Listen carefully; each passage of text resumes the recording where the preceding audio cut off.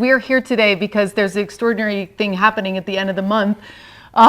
Frank Jacobs and Tanya Maidenford from Screen Addiction who are currently researching the looking glass technology. It's a technology that is used to peer into the future, to understand what are the possibilities that exist, bad and good, and how do we steer reality into those good places.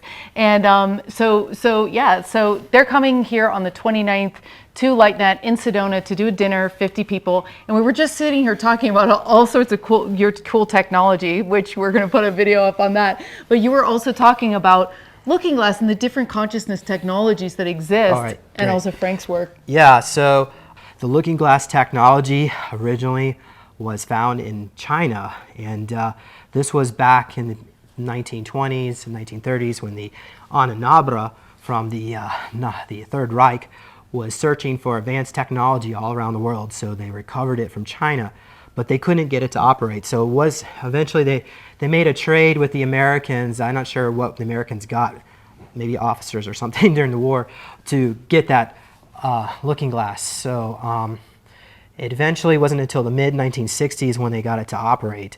And it was my friend Dan McBolin who we did some session work together. He remote viewed it for me, and it's actually, I got it on my Rumble channel from the looking glass technology. But what he described, it was on a military base, and there are different rings inside of rings, similar to what you saw in the movie with Jodie Foster.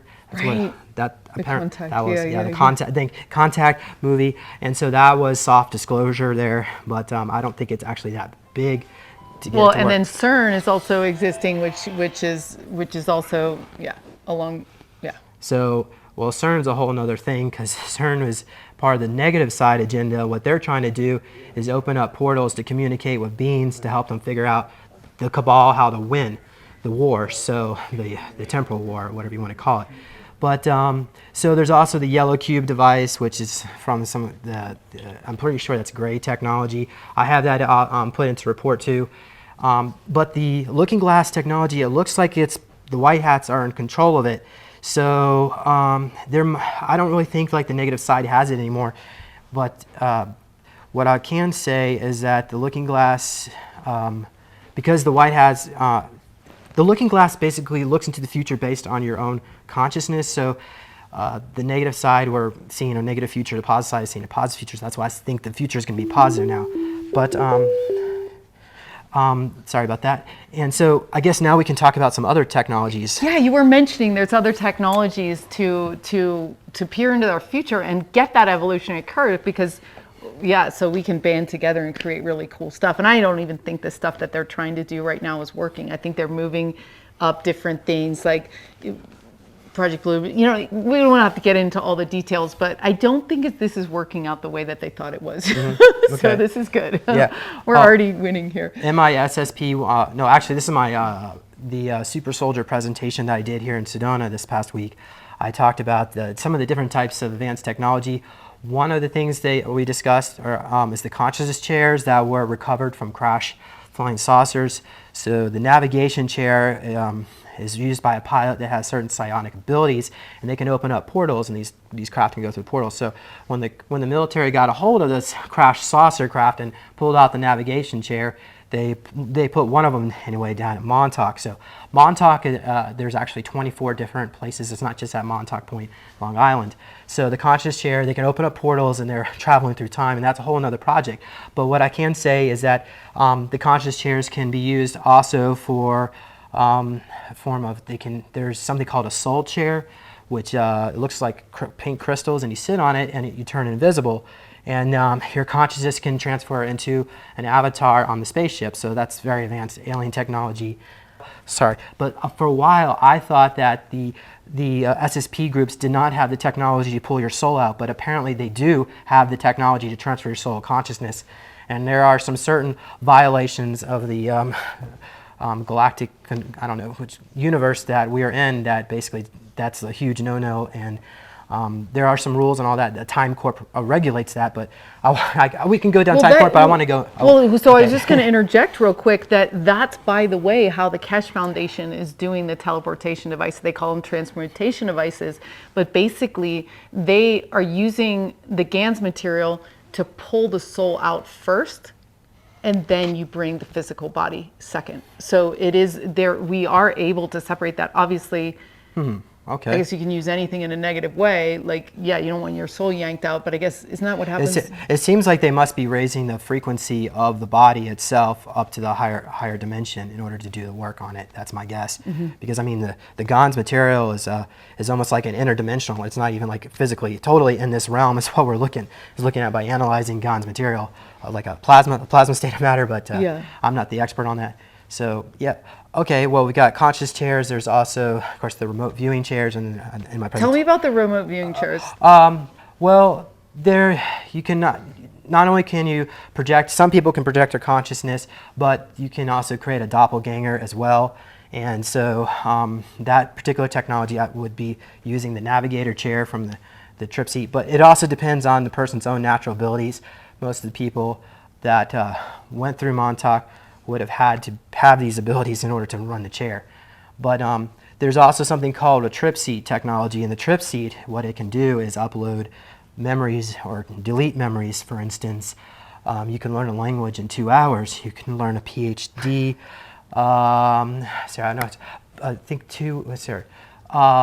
on. You can learn all PhDs in about 2 months.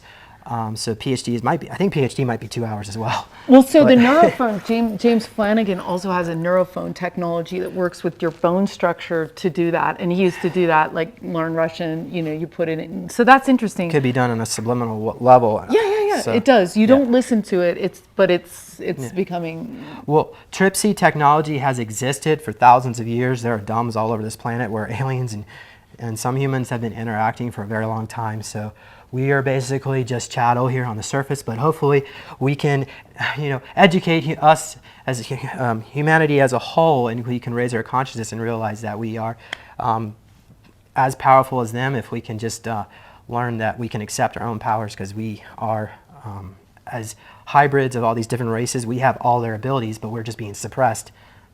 Yeah, okay. We've suppressed ourselves, and the thing is, it's a numbers game.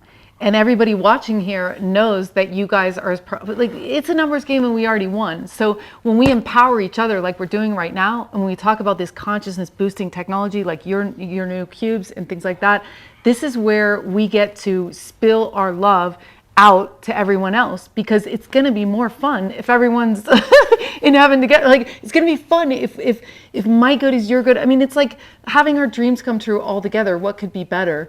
It doesn't have to be exclusive, like that some people have and some people don't, and there's not enough, and we need to take this over here and you can't have it. Like, this is knowledge that wants to be out there. And so we look forward to having anybody that's in Sedona out here for Frank Jacob and Tanya Medford.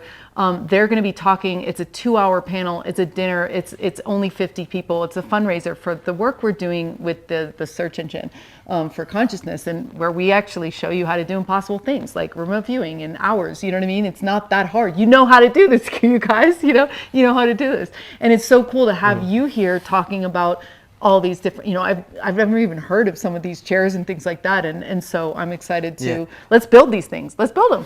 I mean, we're ETs. We know how, know.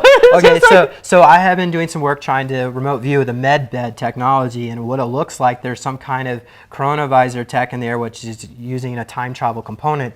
Even the magnetic Bordeaux, the Antony Priory machines, what they found in there is that they can reverse cells prior to when they were sick. And they can even reverse your age. So the technology exists to reverse aging, but it's like all locked up and secretive. So because they don't want average human living a long time. So. Well, and I talked to a stem cell guy. I don't know if I'm allowed to mention his name, so I won't right now. But he said that yes, it's possible to use time reversal, cure blindness, of course, reverse age and all this stuff. So we're on the dawn of a total renaissance, you guys. So when you think, oh, is it possible that I'm going to see a rock again? Well, yeah. Okay, tell people your website where they can find out. Yeah, so we're at lightnet.org, and we're a collective intelligence platform of a community that are teaching people how to bend spoons, talk to dead people, do all this fun stuff, and we do it in groups of 8 with no leaders. We just practice, and we store the data in open data commons so that we can all access how to do these incredible things together. Great. And so to learn out more about the work I do, probably the best place to go is on Rumble. It's Super Soldier Talk. I do have a website called supersoldiertalk.com. If you want to learn about some of my technologies that I have, and you get a copy of my book. It's called Lone Wolf. Go to neologicaltech.com. So yeah, and I am on YouTube, but I've had to purge up most of my content on there because this censorship thing. But so just go to Rumble. All right. Thank you.